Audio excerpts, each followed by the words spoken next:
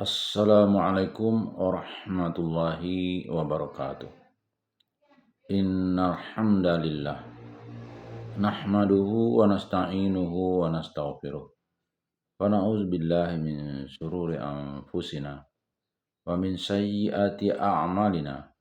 May yahdihillahu fala mudhillalah wa may yudlil falan tajida lahu waliyyan mursyida. Asyhadu an la ilaha illallah wa asyhadu anna Muhammadan abduhu wa rasuluhu la nabiyya ba'da. Allahumma fassalli wa sallim ala hadzal nabiyil karim Muhammadin sallallahu alaihi wasallam wa ala alihi wa ashabihi ajmain. Bapak-bapak, ibu-ibu yang saya hormati serta generasi muda yang saya sayangi. Pada kesempatan yang berbahagia ini, kita akan melanjutkan membaca buku Tafsir Al-Azhar yang disusun oleh Profesor Dr. Hamka. Yang pada kesempatan ini kita akan membacakan surah Al-Baqarah dari ayat 51 sampai dengan ayat 56. Masih dalam juz 1. A'udzu billahi minasy syaithanir rajim. Bismillahirrahmanirrahim. Wa idh wa'adna Musa 40 lailatan thumma attakhaztumul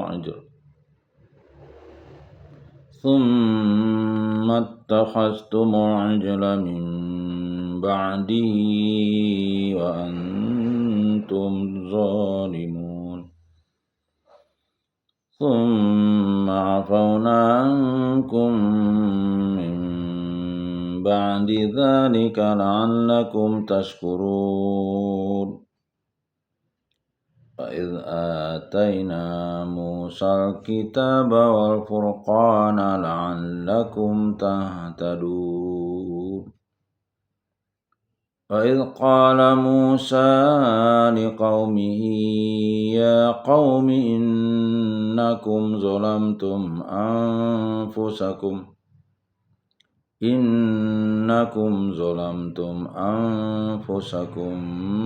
bittikhadhikumul ajla fatubu ila bari'ikum faqtulu anfusakum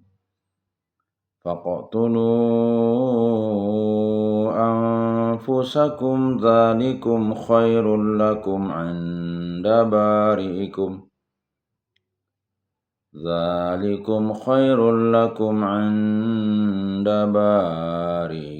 fataba 'alaikum innahu huwat tawwabur rahim. Wa idh qultum ya Musa lan nu'mina laka hatta narallaha jahratan fa akhadhatkumus sa'iqatu wa antum tanzurun.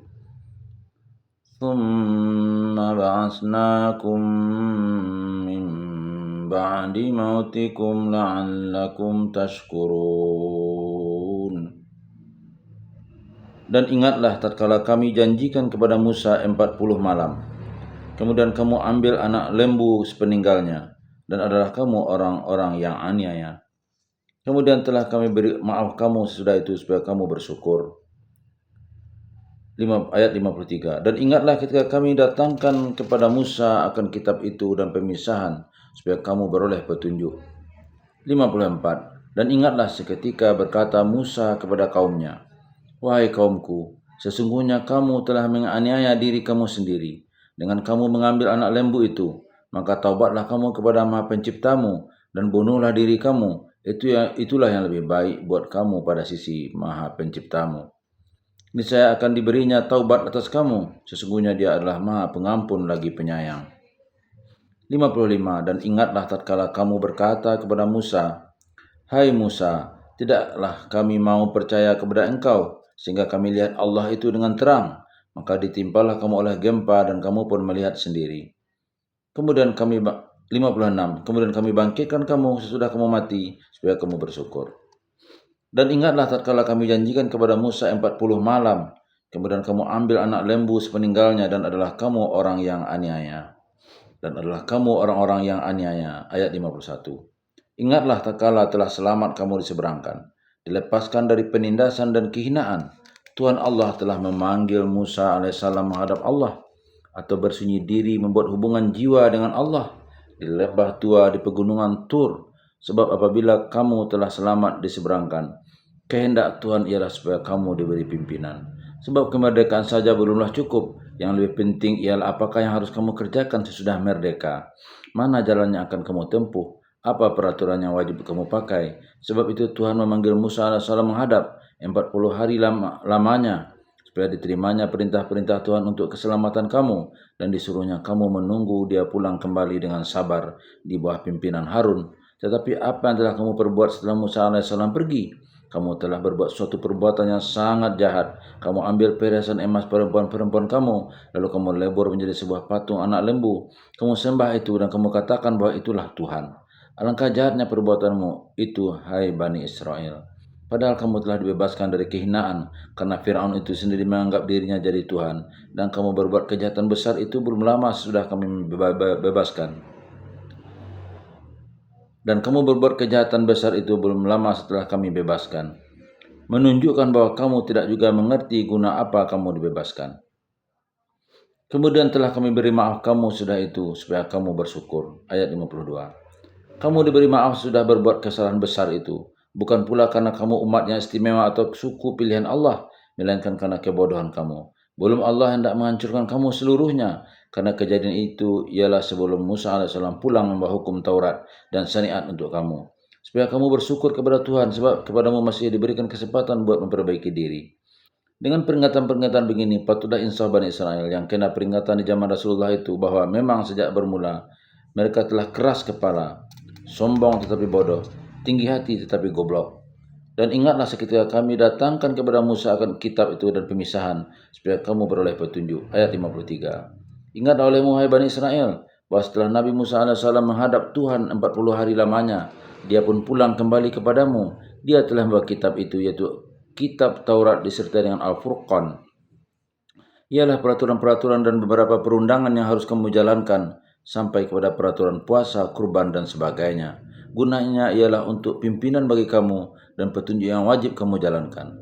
Al-Furqan yang berarti pemisahan juga menjadi nama dari Al-Quran, juga menjadi nama dari akal, sebab dia pemisah di antara yang hak dengan yang batil. Menurut keterangan Mujahid yang diriwayatkan oleh Abdul bin Humaid dan Ibnu Jarir, Al-Furqan ialah keempat kumpulan kitab suci, Taurat, Zabur, Injil, dan Al-Quran. Dan ingatlah seketika berkata Musa kepada kaumnya, wahai kaumku, sesungguhnya kamu telah menganiaya diri kamu sendiri dengan kamu mengambil anak lembu itu, pangkal ayat 54, menjadi Tuhan. Kamu telah diberi maaf karena mungkin kamu belum mengerti benar-benar perbedaan agama kita yang diturunkan Tuhan dengan paham-paham yang dianut oleh orang Mesir dengan Fir'aunnya itu. Sehingga kamu sangka bahwa Tuhan Allah kita serupa juga dengan berhala yang disembah kaum Fir'aun. Kamu lihat orang Mesir menyembah berhala anak lembu yang bernama Apis. Lalu itu hendak kamu tiru pula. Sekarang aku telah datang membawa kitab dan pemisahan, ajaran pokok dasar dan ajaran peraturan hidup sehari-hari. Dan kamu telah paham siapa dia Tuhan kita yang sebenarnya. Setelah kamu paham akan hakikat pegangan dan anutan kita, niscaya mengertilah kamu bahwa kamu yang memuja berhala anak lembu itu telah bersalah besar. Dan kalau telah insaf bahwa bersalah, niscaya tidak ada lain jalan melainkan bertobat. Mintalah ampun kepada Allah, dan oleh karena kamu sendiri pun telah mengerti bahwa kesalahanmu ini sangat besar, maka taubatnya pun bukan sembarang taubat. Taubatnya ialah dengan membunuh dirimu sendiri. Siapa yang merasa bersalah turut campur membuat berhala anak lembu dan menyembahnya menjadikan Tuhan, hendaklah dia bersedia membunuh dirinya sendiri. Dengan demikian barulah benar taubatmu. Maka taubatlah kamu kepada Maha Penciptamu dan bunuhlah diri kamu. Itulah yang lebih baik buat kamu pada sisi Maha Penciptamu. Niscaya akan diberinya taubat atas kamu. Kalau hanya taubatan begitu saja, kamu anggap ringanlah perkara ini. Kamu telah dibebaskan dari Mesir karena kita tidak suka penyembahan berhala. Padahal setelah keluar dari Mesir kamu membuat berhala, Obat buat membersihkan diri ini tidak lain hanyalah taubat dengan mencabut nyawa sendiri. Hidup karena ini tidak berguna lagi.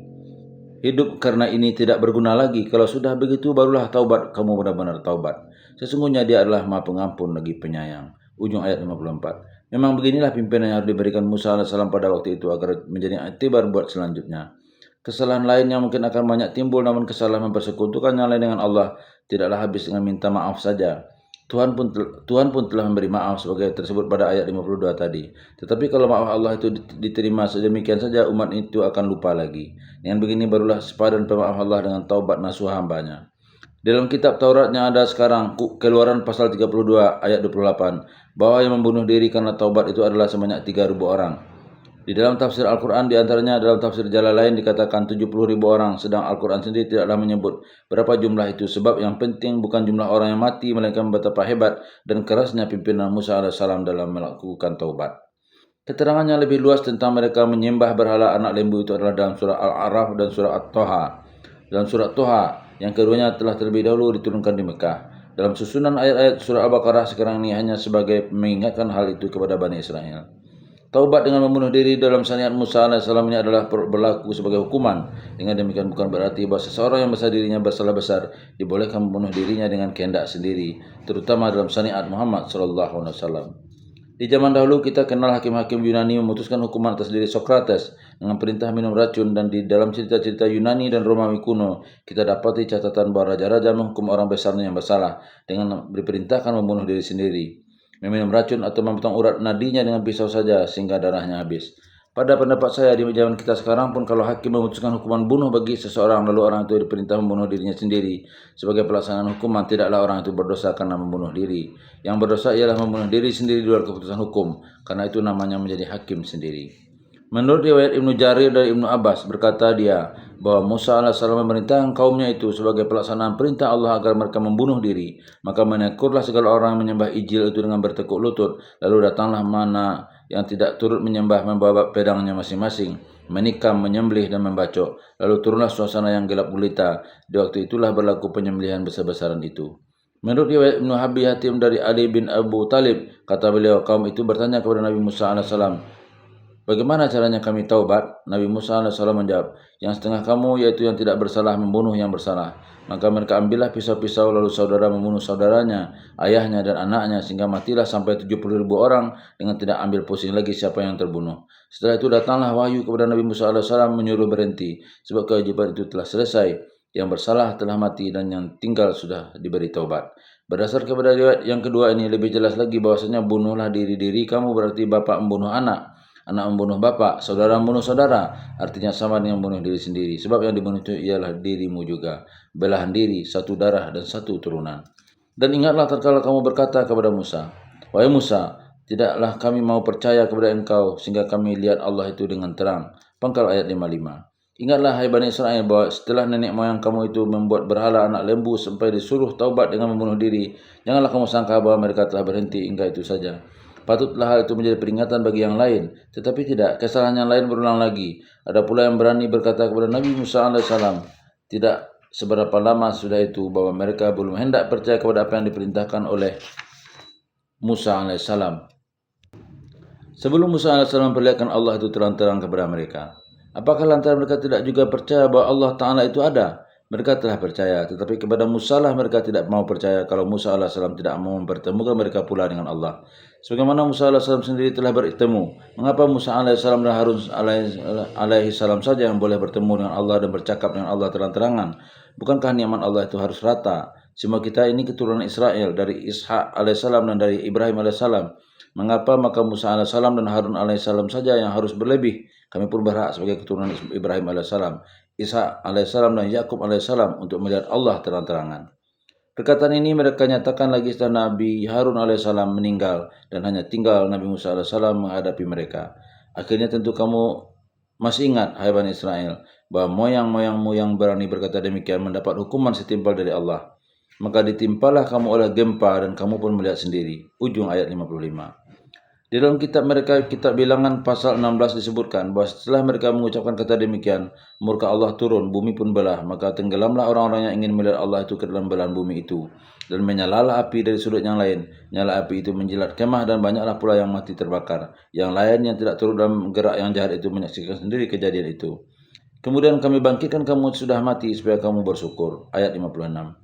Ada riwayat setengah ahli tafsir bahwa orang-orang mati dihantam gempa atau nyala api yang timbul di dalam bumi itu dihidupkan kembali. Maka bersyukurlah mereka lantaran mereka dihidupkan kembali. Ada lagi tafsir mengatakan bahwa mereka mati betul-betul, tetapi sudah hampir mau mati mungkin karena kontak listrik yang timbul dari bumi yang menimbulkan gempa dasar itu. Maka setelah gempa berhenti, mereka pun berangsur dibangunkan dan bersyukur kepada Tuhan mereka dihidupkan untuk bertaubat kembali. Dan surah Al-A'raf, surah 17 ayat 142 terkisah bahwa setelah Tuhan tertajalli di puncak gunung, maka Nabi Musa AS pingsan. A'udzu billahi minasy syaithanir rajim. Wa kharra Musa sa'iqa. Tersungkurlah Musa dalam keadaan pingsan. Al-A'raf 142. Di antara ayat itu tertulis sa'iqan.